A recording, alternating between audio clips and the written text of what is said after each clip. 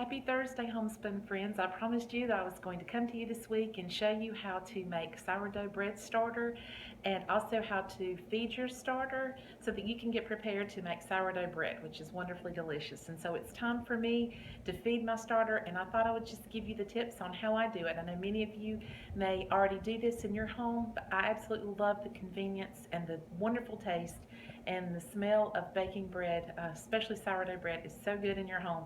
And I love this method and wanted to share it with you. So let's get started. So here's my sourdough bread starter. It is getting ready to be fed.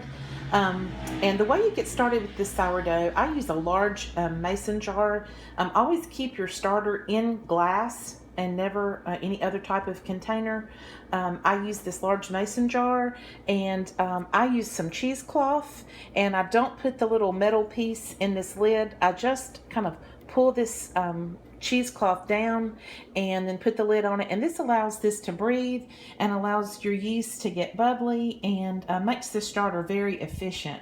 And so what you want to do the first time that you get ready to make your sourdough starter is you want to take 1 cup of warm water, you want to take a half cup of sugar, 1 package of dry yeast, or that's 2 1/4 teaspoons, and 3 tablespoons of instant potato flakes, dry.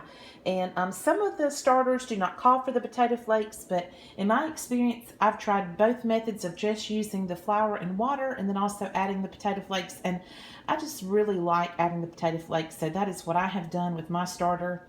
And so you mix this up and you allow this to sit out on your cabinet for about 3 to 4 days. Now, hopefully within just a matter of 30 minutes to an hour, you'll notice that your mixture is getting nice and bubbly and will kind of froth. And this is showing you that the yeast is growing and it's doing all the things that it needs to do to have a great starter. So after that 3 to 4 days comes about, leave this sitting on your counter for that particular period of time.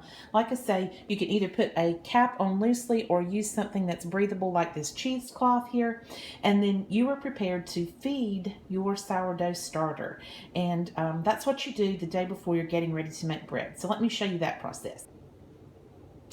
Okay, so here are the ingredients that we used minus the yeast to actually make our starter to begin with. And after that 3 or 4 days has passed, then we want to feed our starter. And we do this by taking 1 cup of warm water, which I don't have any water in there right now. I'm going to wait and do that when I can do everything immediately and I have both hands free.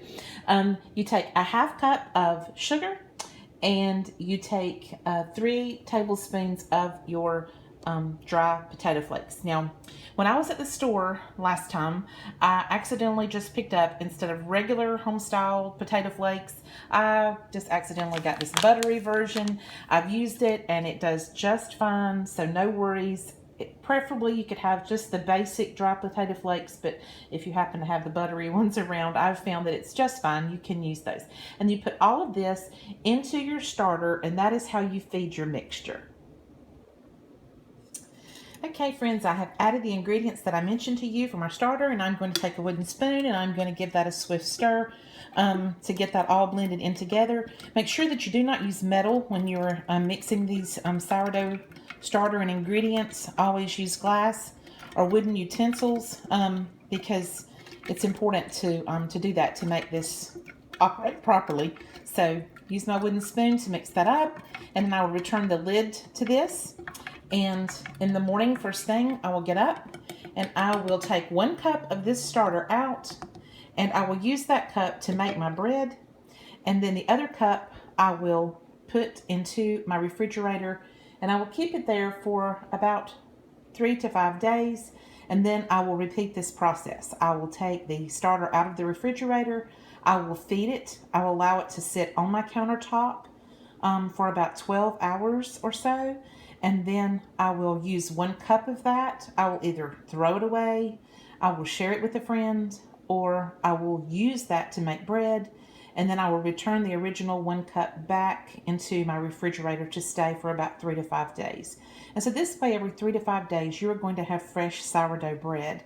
And it's just really delicious. And the longer that you have your starter, the better your bread will taste, because over time that yeast begins to age and it always makes the bread have a much more wonderful flavor the longer that you keep your starter going.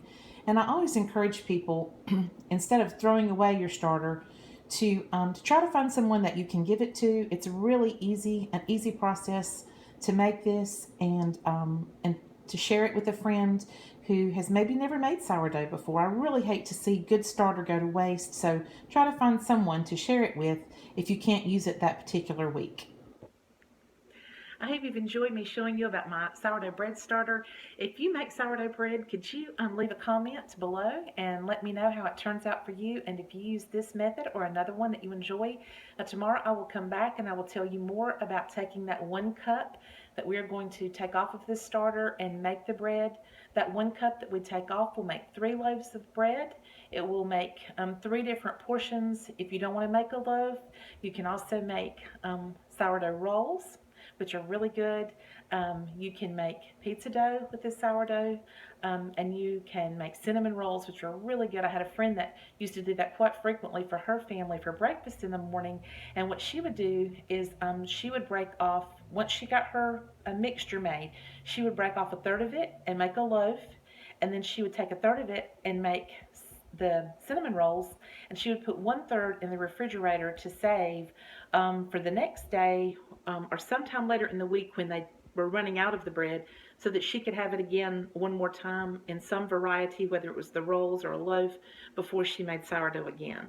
And so really good ideas about ways that you can use sourdough bread, and I will share more with you about that recipe tomorrow. Hope you guys have a very blessed day, and enjoy your time of just being blessed by God's earth. Thank you so much. Bye-bye.